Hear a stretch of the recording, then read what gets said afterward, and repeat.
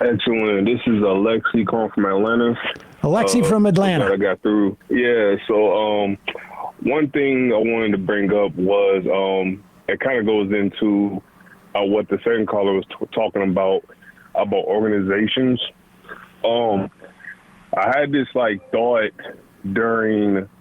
after the election, whatever, like how the right like mobilized immediately. I mean, it was already like in the forefront, but they like mobilized immediately by making like different like, groups, whether it's like, adding more money to this or whatever. And one of the things on the left is like, we always say we don't have that much money, which we don't because we're not backed by tons of backers. And one thing that I realized is we do have many like coalitions that kind of do like the same type of thing. And one of the thoughts I was having is how much better would it be if more of these coalitions like got together and combined their resources, limited resources that they had. Because I mean, it's going to be one of those things where people are going to have to give up like names of their organization that they have. But, I listen to you guys talk to one person about tenant rights. I listen to Francesca talk to someone about tenant rights, and it's all different organizations. And I'm like, there has to be a way where like, or immigration people as well. Like there has to be a way for us to like combine all of these things. I might not be able to figure it out, but maybe somebody can. But a way to like figure out the combined these organizations so we can coalesce our resources together to help these people that need assistance and move us forward. Definitely going into 2026 and 2028 and stuff like that. That's one thing I was thinking about. Yeah, I mean, it's an interesting idea. I can tell you that I did that nation cruise, and one of the last panels we did was about the building of media. And one of the things that I brought up that I, because I don't really exist in the same sort of media landscape as the Nation, where they and these other, sort of like online publications, where they look for grant money, foundation money, big donor money. We don't do that here. Fortunately, we don't have to. But, we were talking about like, and I said, and, they were talking about part of it came up like, how do we build, YouTube and new media and stuff like this? And I said, here's the thing is that on the right, if I was someone like,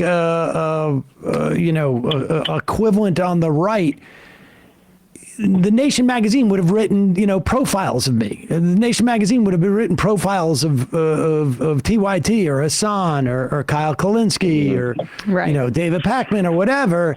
And they don't. And I think part of that is because there is limited resources. Everybody's afraid that they are going to be promoting somebody who might end up getting, that donor might give to that person as to, and I think there is, I'm not saying there's a perfect analogy to some of these groups, but I think some of that is there. And I think, the nature of people center left, across the spectrum from the center to the left is that there is, because the money is not there in the same way, compensation comes in other forms, like a certain amount of autonomy or control or whatever it is. I mean, listen, the problems that you're talking about are issues that I know have been talked about in this political space for, at least 20 years. Because I've interviewed people about this, and many of them have said, yeah, this has been a problem for a long time, even back then. Yeah. But it really is, I don't know. There are ideas about it, but I think even more than combining the monetary resources, I think, broad coalitions of these organizations is a good idea, because really at the end of the day, you want to mobilize people. And that's like, when I think of like, Absolutely, yeah. of Sean Fain calling for a general strike in May of 2028, and he called for this a year ago, more or less a year ago.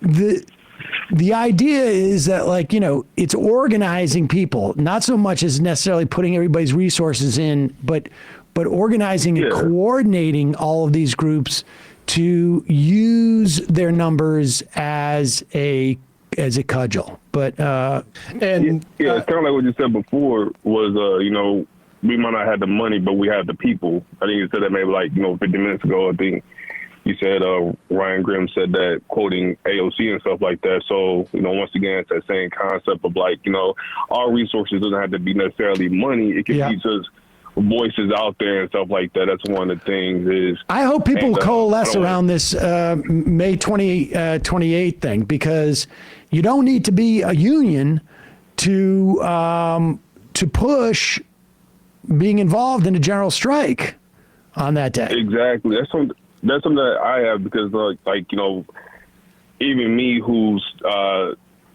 in a union can recognize the fact how important that is for people who unionize and stuff like that.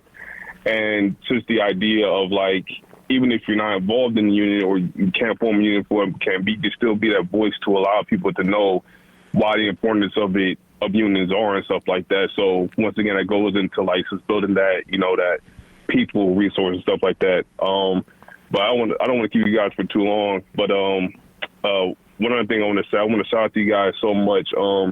You guys have some of the best guests that I can listen to and watch. You guys provide some of the best recommendations.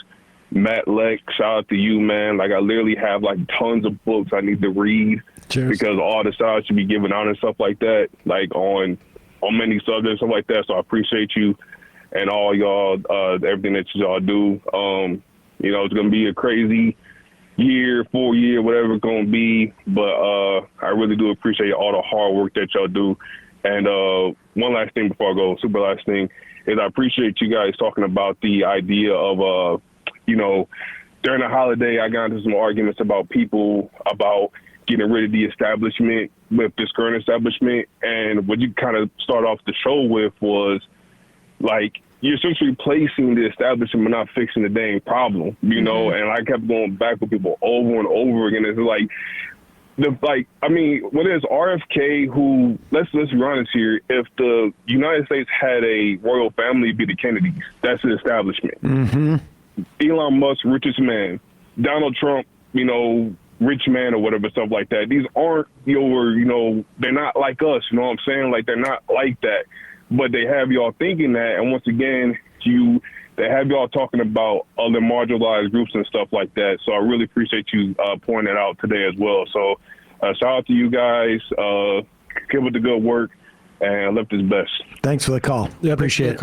Well, just one thing to add on that. I think the DSA is probably the best set up to serve the function that the caller's sort of aiming at. You talk about the UAW reform movements and pushing to be more militant. A lot of those people are DSA members that helped organize that. I think the DSA is, if you want to organize what the sort of sticky or connective tissue between movements and labor and political candidates, I think DSA is the best setup right now. Hey folks, don't forget to hit the subscribe button and check out our daily show. We do it every day at 12 p.m. Eastern for about 2.5 hours. We even take phone calls. You should check that out.